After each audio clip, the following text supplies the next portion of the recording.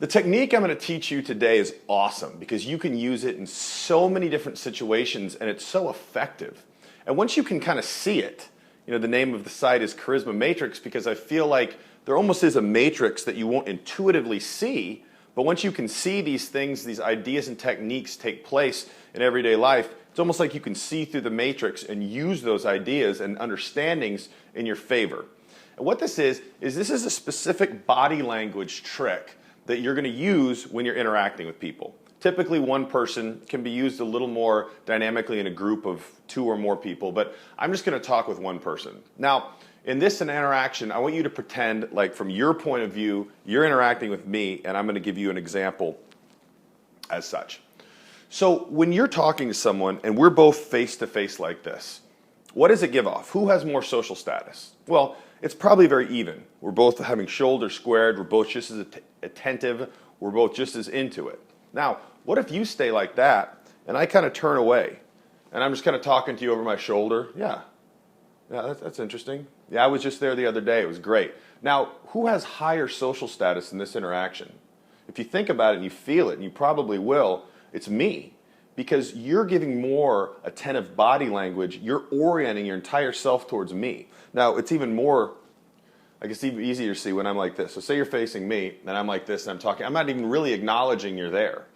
So one thing you can use this for is, once again, with the interaction equilibrium. So if you feel like the person doesn't think that highly of you, and you need to kind of get some confidence built up in the way that they perceive you, why don't you try that? Just kind of slowly orient yourself away so they're not too interested in what you're saying. Maybe they're a little disrespectful.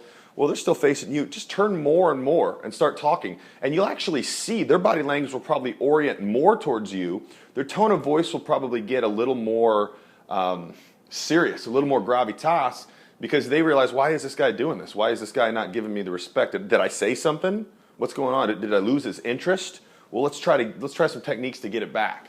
So try that when you're interacting with someone. Or, on the other hand, if someone is obviously uncomfortable with you, or someone is thinks you have higher social status, you're trying to gain that rapport, approach them very, very square on. You know, not too intimidating. You have to have too direct eye contact if you are coming across so square on. But when you do this, it just shows a very high level of respect, that you put a lot of value in the interaction and the person you're talking to, and it's kind of a nice way to say, hey, you know, I'm here, I'm listening to you, I'm very present, which is also very important. Now, along these lines, something else you can do is when you're standing close to someone and you're trying to stand close from for whatever reason, if you're facing them like this and they're right here, well, that's a lot of pressure. You're going to feel that. It's very uncomfortable. It's almost like they're towering over you.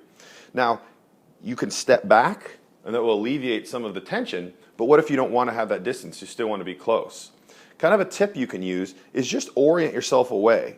So you can often be standing, almost touching shoulders, and that's much more comfortable and natural, as opposed to even when you're 3 feet away, looking at someone like this. So when you're in interaction, that the proximity is important for you to be close, whether it be loud at a club, whether you be in a business setting, and you, for whatever reason you want to be, and you come close to someone, you can see they're kind of uncomfortable with that distance, just kind of turn away. Turn away, stand just as close, and watch that tension kind of dissipate as you apply that technique.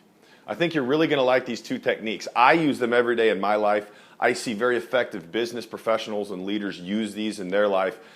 Whether they actually know firsthand these techniques, or whether they just felt it out through so many interactions, who knows? But once you can see it, it's very interesting to see, and even more, it's awesome to be able to apply in your life and achieve what you're trying to do with your communication.